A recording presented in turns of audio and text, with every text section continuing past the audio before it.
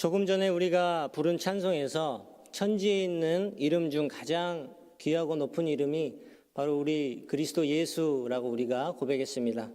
오늘 설교를 통해 온 사방천지 둘러보아도 그렇습니다. 예수님, 예수의 이름보다 더 높은 이름은 없습니다 하는 고백이 우리의 입술의 고백이 되기를 간절히 바랍니다. 오늘 본문은 바울이 골로새에 있는 성도들에게 쓴 편지입니다. 골로새라는 지역은 성경시대의 에베소 지역이었습니다. 에베소라고 하면 사도행전 19장에 등장하는 도시로 바울이 2년 동안이나 성도들을 가르치고 두란노 서원에서 강의하던 그런 곳이었습니다. 그는 또한 그곳에서 많은 병자들을 낫게 하고 악귀를 물리쳤다라고 성경은 말씀합니다. 사도행전 19장 20절에서 에베소에서의 사역을 다음과 같이 표현합니다. 이와 같이 주의 말씀이 힘이 있어 흥왕하여 세력을 얻으니라. 에베소에서 동쪽으로 조금만 가면 이곳 골로새 지역이 나옵니다. 지금으로 말하면 터키에 있는 작은 도시였습니다. 바울은 이곳 골로새에 세워진 교회에 편지를 썼고 이것이 바로 오늘 우리가 읽은 골로새서입니다. 그곳에 잘못된 가르침들이 들어왔기 때문에 바울은 아비와 같은 심정으로 골로새 교회에 편지를 썼습니다. 초기 그리스도인들은 주변의 많은 이단 사상 속에서 온전한 그리스도 중심의 사상을 붙잡기 위해서 많은 노력을 기울여야 했습니다. 제가 서 있는 이곳 맥클리 한인 장로교회도 마찬가지였을 겁니다. 수많은 어려움과 유혹 속에서 지금까지 이 교회가 주의 몸된 교회로 이곳에 잘 서 있을 수 있었던 것은 수많은 성도님들의 보이지 않는 기도와 헌신이 있었기 때문일 겁니다. 저는 여러분을 이 시간 예수의 이름으로, 예수 그리스도의 이름으로 격려하고 싶습니다. 지금까지 이 교회를 잘 신실하게 이끌어 오셨던 그 주님이 앞으로도 이 교회를 신실하게 이끌어 가실 것을 믿습니다. 다시 성경 말씀으로 돌아가겠습니다. 이 당시 골로새 교회에 많은 잘못된 사상들이 흘러 들어왔습니다. 유대교적 율법주의, 영지주의, 천사 숭배 사상 등이 골로새 교회를 계속해서 괴롭혔습니다. 오늘 본문에 등장한 잘못된 가르침의 하나는 철학적인 논리에 기반을 둔 영지주의였습니다. 그들은 철학과 헛된 속임수로 골로새 교회의 사람들을 사로잡았습니다. 예수 그리스도에 대한 인성을 부인하면서 신성만을 강조했죠. 바울은 골로새서 2장 9절에서 분명하게 명시합니다. 그 안에는 신성의 모든 충만이 육체로 거하시고. 영지주의자들은 그리스도께서 친히 사람이 되신 성육신 사건을 부인했습니다. 바울은 이런 거짓 사상을 그냥 보고만 있을 수 없었습니다. 예수님은 완전한 신이시고 동시에 완전한 인간이시다. 오직 한 분 예수 그리스도로 말미암아 구원에 이른다. 오직 예수 그 안에 있는 풍성함을 누려라 라고 오늘 골로새서 말씀을 통해서 바울은 전합니다. 오늘날에도 우리 조국 교회를 보면 참 안타깝게도 잘못된 가르침 속에 갇혀서 더 이상 앞으로 나아가지 못하고 고립되어 있는 모습을 보게 됩니다. 우리 조국 교회는 참 많은 이야기를 품고 있습니다. 70, 80년대 경제가 부흥하면서 우리 그리스도인들도 칭찬을 많이 받았죠. 그리고 사회 속에서도 올바른 목소리를 많이 냈습니다. 그런데 90년대 중반으로 이어지면서 무슨 이유에서인지 조금씩 우리 그리스도인들이 목소리가 작아지게 되고 한국 사회 속에서 외면을 받게 되었습니다. 그런 현상들은 점점 더 심해져서 지금 어떻습니까? 사회에서 많은 질타를 받고 있는 게 현실이죠. 정말 안타깝습니다. 우리 한국교회는 전 세계에서 유례를 찾아볼 수 없는 그러한 나라였습니다. 그러한 교회였습니다. 복음이 사방으로 퍼지는 그러한 교회였습니다. 사도행전 19장 20절 아까 읽었던 말씀 이와 같이 주의 말씀이 힘이 있어 흥왕하여 세력을 얻으니라. 주님 앞에서 우리가 무엇을 점검해야 할까? 저는 이 해답을 찾기 위해 여러 가지로 고민을 많이 했습니다. 그리고 주님 앞에서 저는 나름대로의 해답을 얻었습니다. 그 원인은 바로 리더십에 있었습니다. 우리의 전 세대 목사님들은 정말 헌신하셨습니다. 자신의 인생도 재산도 가족도 모두 다 교회를 위해 헌신하셨습니다. 그런 헌신으로 우리 교인들을 이끄셨습니다. 위대한 헌신이었습니다. 그 헌신이 있었기에 교회도 성장하게 되었고 사람도 많이 모이게 되었습니다. 그런데 이렇게 교회들이 잘 성장하고 잘 모일 때 그 다음에 새로운 비전 제시가 잘 안 됐습니다. 더 앞을 봐야 했고 예수님의 비전을 봐야 했는데 현실을 좀 더 보게 되었고 현실 이상으로 치고 나가지지가 않았습니다. 새로운 비전이라고 제시되는 것은 어떻게 하면 교회가 사람들을 더 많이 모아서 몸집을 더 키우느냐 하는 것이었습니다. 오카는 목사님이 쓰신 책 오카는 목사가 목사에게라는 책이 있습니다. 이 책에 보면 옥 목사님은 한국 교회가 양적인 성장에만 치우치며 그것에만 집중하는 것에 굉장히 마음이 아파하셨습니다. 그 책의 내용입니다. 대형교회 목회자들을 보면 그 정도만 해도 감당하기 힘든 사이즈인데 계속 더 모으려는 탐욕이 잠재의식 속에 있습니다. 그러고는 신실한 목회자, 한 영혼을 소중히 여기는 목회자 이미지를 심기 위해 그럴듯한 미사역으로 교인들을 속이는 경우를 자주 봅니다. 우리 교회는 한 사람을 절대로 무시하지 않는다고 말하는데 무슨 재주로 무시하지 않을 수 있습니까? 교회가 양적으로 커지면 자연히 한 사람이 소외되는 사각지대가 생기기 마련입니다. 오늘 본문에서 바울이 잘못된 가르침을 경계하라라고 말하면서 가장 강조하고 있는 것이 무엇입니까? 바로 그리스도 예수입니다. 그분 안에 지혜와 지식의 모든 보화가 감추어져 있다라고 말씀합니다. 오늘 본문 6절과 7절을 우리 다시 한번 같이 읽어볼까요? 골로새서 2장 6절과 7절. 자, 시작. 그러므로 너희가 그리스도 예수를 주로 받았으니 그 안에서 행하되 그 안에 뿌리를 박으며 세움을 입어 교훈을 받은 대로 믿음에 굳게 서서 감사함을 넘치게 하라. 바울은 예수 안에 뿌리를 박으며 세움을 받아 배운 대로 믿음에 굳게 서라라고 공고하고 있습니다. 예수님은 교회가 따라야 할 머리입니다. 우리는 예수 그리스도에 집중해야 합니다. 본질이 퇴색되어지면 그 위의 것들이 아무리 더해지고 풍성해진다 할지라도 그것은 허공에 지르는 메아리일 뿐 아무런 가치가 없는 것입니다. 주님이 우리에게 원하시는 것이 무엇인가 생각해 볼 때 과연 교회의 몸집을 크게 하는 것이 주님이 우리에게 가장 원하시는 것일까? 교회는 이 일의 모든 힘과 역량을 집중해야 하는 것일까 하는 의문이 듭니다. 저는 아니라고 대답하고 싶습니다. 교회의 몸집이 커지는 것은 우리가 본질을 잘 따라갈 때 자연적으로 우리에게 주어지는 것이지 그것 자체가 우리가 따라야 할 것은 아닙니다. 우리가 따라야 할 본질은 여기 있습니다. 요한복음 마지막 장 21장을 보면 예수님께서 베드로를 다시 만나십니다. 베드로가 어떤 사람입니까? 예수님의 수제자라고 하면서 예수님을 새벽 닭이 울기 전에 3번이나 부인했던 그런 사람이었습니다.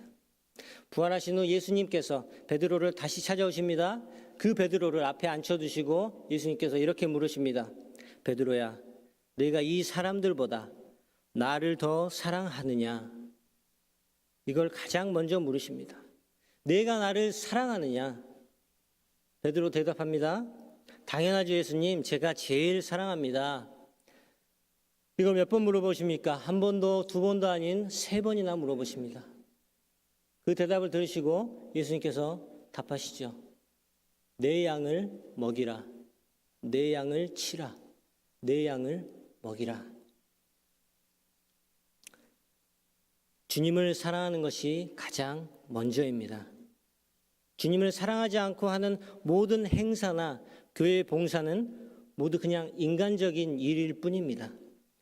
무슨 일을 하든지 무슨 목양을 하든지 주님을 먼저 사랑하지 않고는 해서는 안 되는 것입니다. 주님이 우리에게 원하시는 것은 명확합니다. 우리 주 예수 그리스도를 사랑하는 것입니다. 예수님께서 승천하시기 전에 우리에게 주신 지상 대명령이 있습니다. 마태복음 28장 19절에서 20절. 우리가 익히 들어서 잘 아는 말씀이죠. 제가 한번 읽어보겠습니다. 그러므로 너희는 가서 모든 민족을 제자로 삼아 아버지 아들과 성령의 이름으로 세례를 베풀고 내가 너희에게 분부한 모든 것을 가르쳐 지키게 하라. 볼지어다 내가 세상 끝날까지 너희와 항상 함께 있으리라 하시니라. 이 말씀은 예수님께서 승천하시기 직전에 그분의 제자들에게 하셨던 말씀으로 교회에 출석하시는 성도님들이라면 최소한 한 번쯤 이어가는 설교를 들어보셨을 만큼 우리에게 친숙하고 익숙한 말씀입니다. 그리고 우리가 잘 기억하고 실천해야 할 말씀이기도 하죠. 이 말씀은 간단하게 세 가지로 요약이 됩니다. 첫째, 가서 모든 민족을 제자 삼아라. 쉽게 말해서 제자 삼아라. 둘째, 삼위의 이름으로 세례를 베풀어라. 셋째, 내가 분부한 모든 것을 가르쳐 지키게 하라입니다. 그런데 여러분 한번 생각해 보십시오. 이 세 가지 중에 가장 이루어지기 힘든 것이 무엇일까요? 가장 이루어지기 힘든 것이 무엇일까요? 저는 마지막 것이라고 생각합니다. 예수님이 분부한 모든 것을 가르쳐 지키게 하는 것. 제자 삼고 세례를 베푸는 것은 행동으로 어떻게든 하면 할 수가 있을 겁니다. 그런데 예수님이 분부한 모든 것을 가르치는 것, 그것을 또한 지키게 하는 것, 이것은 사람의 내면과 관련된 자발성의 문제이기 때문에 쉽지가 않습니다. 그럼 어떻게 해야 사람들이 자발적으로 예수님의 가르침을 잘 듣고 잘 기억하며 그것을 행할 수 있을까요? 예수님을 사랑하는 사람이 그것을 할 수 있을 것입니다. 누구나 다 연애 때 경험이 있으실 겁니다. 그때 한번 기억해 보십시오. 사랑하는 사람이 한 말은 누가 시키지도 않았는데 이 머릿속에 자동으로 저장이 됩니다. 그런데 단기 기억실이 아닌 장기 기억실에 바로 저장이 되죠. 그리고 어떻게 하면 상대방이 말한 대로 행동해서 그 사람을 기쁘게 할까? 그 고민만 하게 됩니다. 그 사람을 깜짝 놀라게 할까? 어떻게 하면? 예수님과의 관계도 이와 마찬가지입니다. 우리의 신랑 되신 예수님을 어떻게 하면 기쁘시게 할까? 어떻게 하면 그분의 말씀을 지킬까 하는 고민은 우리가 예수님을 사랑할 때 가능한 줄로 믿으시기 바랍니다. 요한복음 14장 21절에서 주님은 이렇게 말씀하십니다. 나의 계명을 지키는 자라야 나를 사랑하는 자니 나를 사랑하는 자는 내 아버지께 사랑을 받을 것이요 나도 그를 사랑하여 그에게 나를 나타내리라. 나를 사랑하는 자가 내 계명을 지킨다. 예수님을 사랑하는 자가 그분의 말씀을 잘 지키실 줄로 믿으시기 바랍니다. 우리는 예수님을 사랑해야 합니다. 그것이 주님을 믿는 자가 해야 할 가장 첫째 되는 일입니다. 그것이 주님을 따르는 교회가 해야 할 가장 첫째 되는 일입니다. 그럼 예수를 사랑해야 한다고 말했는데 과연 어떻게 하는 것이 예수 그리스도를 사랑하는 것일까요? 요한일서 4장 10절에서 이렇게 말씀합니다. 사랑은 여기 있으니 우리가 하나님을 사랑한 것이 아니요 하나님이 우리를 사랑하사 우리 죄를 속하기 위하여 화목제물로 그 아들을 보내셨음이라. 우리는 주님을 먼저 사랑할 그런 능력이 없는 자들입니다. 우리 안에는 선한 것이 나올 수 없지요. 우리 안에서 주님을 먼저 사랑할 만한 그런 크기의 사랑이 없습니다. 조금만 돌아서면 상대방을 오해하기 쉽고, 조금만 돌아서면 내 아내와 내 남편을 오해하기 쉬운데, 어떻게 우리 안에 하나님을 먼저 사랑할 수 있는 그 사랑이 있다라고 말할 수 있겠습니까? 그럼 어떻게 해야 예수님의 사랑을 우리가 알 수 있고 우리가 예수님을 사랑할 수 있을까요? 오직 우리가 주님을 사랑할 수 있는 것은 우리를 향한 그분의 사랑이 얼마나 깊고 높고 넓은지 이 머리로뿐만 아니라 이 가슴으로 이해할 때 사랑할 수 있는 것입니다. 에베소서 3장 18절 19절에서 주님은 이렇게 말씀하십니다. 능히 모든 성도와 함께 지식에 넘치는 그리스도의 사랑을 알고 그 너비와 길이와 높이와 깊이가 어떠함을 깨달아 하나님의 모든 충만하신 것으로 너희에게 충만하게 하시기를 구하노라.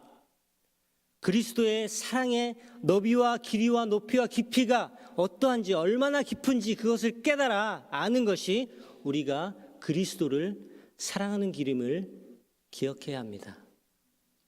우리는 늘상 이야기합니다. 예수 그리스도의 십자가 사랑, 십자가 사랑. 어렸을 때부터 익히 들어와서 잘 알고 있습니다. 예수 그리스도께서 우리를 너무나도 사랑하셔서 십자가에서 죽으심으로 우리의 죄값을 담당하셨다는 사실을요. 그런데 그 사실을 너무 잘 아는데 머리로만 압니다.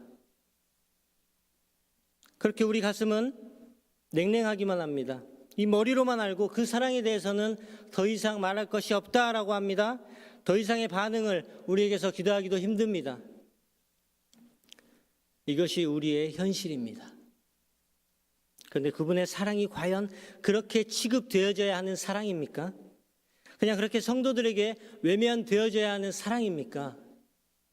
그냥 깊다라고 말하고 끝낼 수 있는 그러한 사랑입니까? 교회와 예수님의 관계를 신부와 신랑의 관계로 묘사한 성경이 바로 아가서입니다. 아가서 8장 6절 7절에서 이렇게 말씀합니다.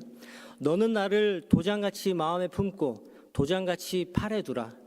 사랑은 죽음같이 강하고 질투는 수월같이 잔인하며 불길같이 일어나니 그 기세가 여호와의 불과 같으니라. 많은 물도 이 사랑을 끄지 못하겠고 홍수라도 삼키지 못하나니 사람이 그의 온 가산을 다 주고 사랑과 바꾸려 할지라도 오히려 멸시를 받으리라. 우리를 향한 예수님의 사랑이 죽음같이 강하답니다. 여호와의 불과 같답니다. 많은 물로도 이 사랑을 끌 수 없답니다. 홍수로도 안 된답니다. 많은 돈으로 살려고 하면 오히려 멸시를 받을 거랍니다. 이것이 바로 예수 그리스도의 사랑입니다. 죽음같이 강한 사랑. 예수님은 이렇게 우리를 죽도록 사랑하셔서 십자가에서 돌아가신 겁니다. 그 사랑은 죽음같이 강한 사랑입니다. 우리가 그냥 머리로만 이해하고 넘어갈 수 있는 그런 종류의 사랑이 아닙니다. 그냥 외면할 수 있는 그런 사랑이 아닙니다. 제가 존경하는 목사님 중에 경기도 안양에 열린교회 김남준 목사님이 계십니다. 이분의 설교를 들어보신 분도 계실 겁니다. 이분은 설교 때 일관된 표정으로 설교하시죠. 밝은 표정도 아니고 진중한 표정으로 설교의 처음부터 끝까지를 이어가십니다. 그런데 그런 분이 설교 중에 우실 때가 있습니다. 두 눈에 눈물이 가득 들어차서 주르륵 밑으로 흘러내립니다. 옆에 놔뒀던 손수건이 쉴 틈이 없습니다. 계속해서 눈물과 콧물을 닦아내십니다.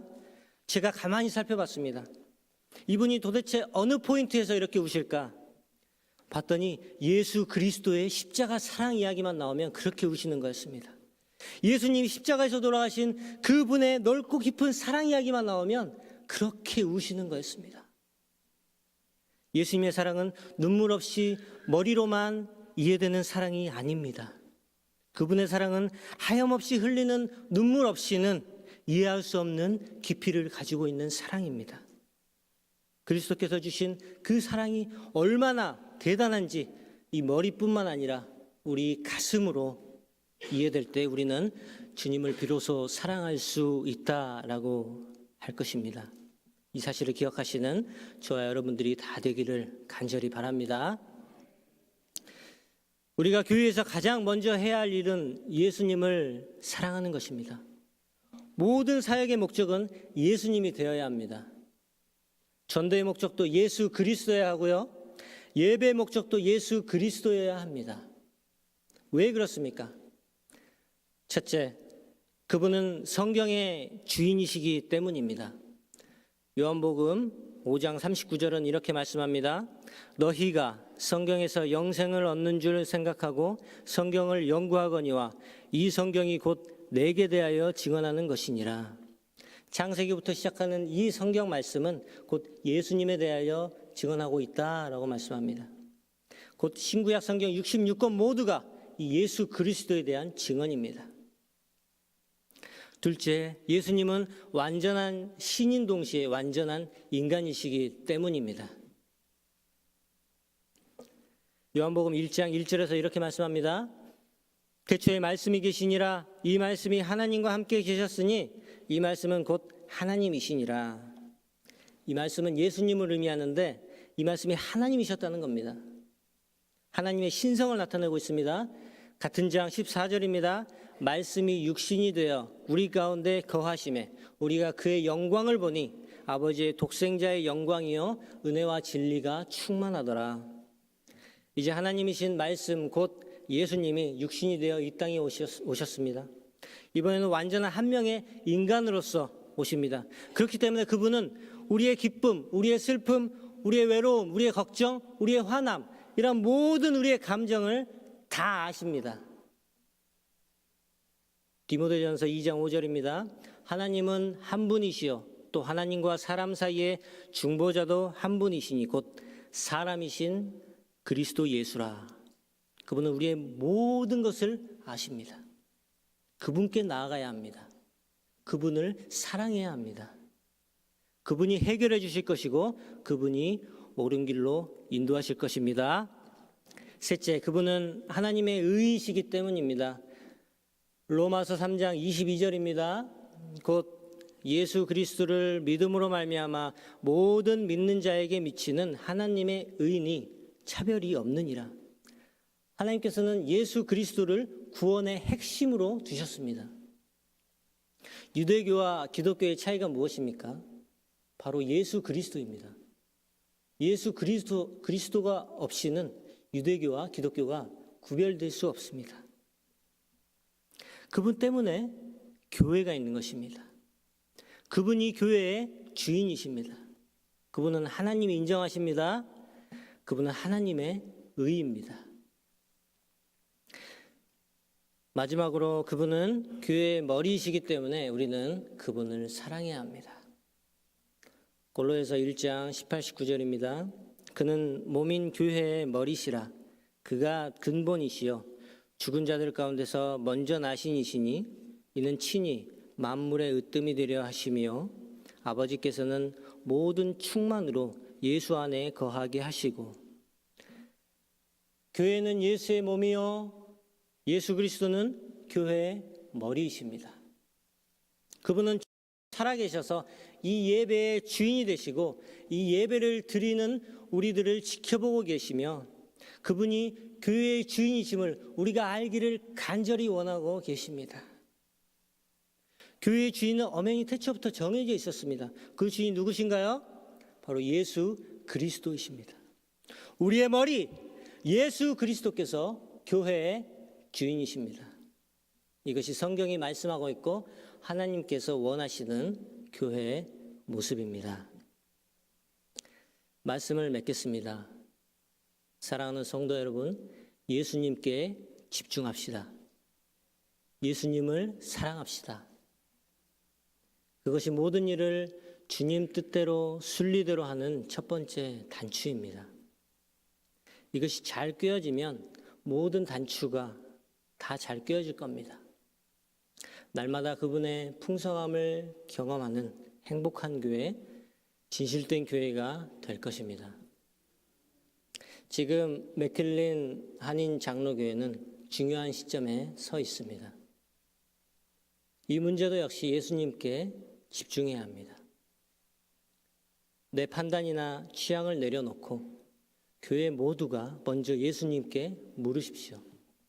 누가복음 11장 10절입니다. 구하는 이마다 받을 것이요 찾는 이는 찾아낼 것이요 두드리는 이에게는 열릴 것이니라.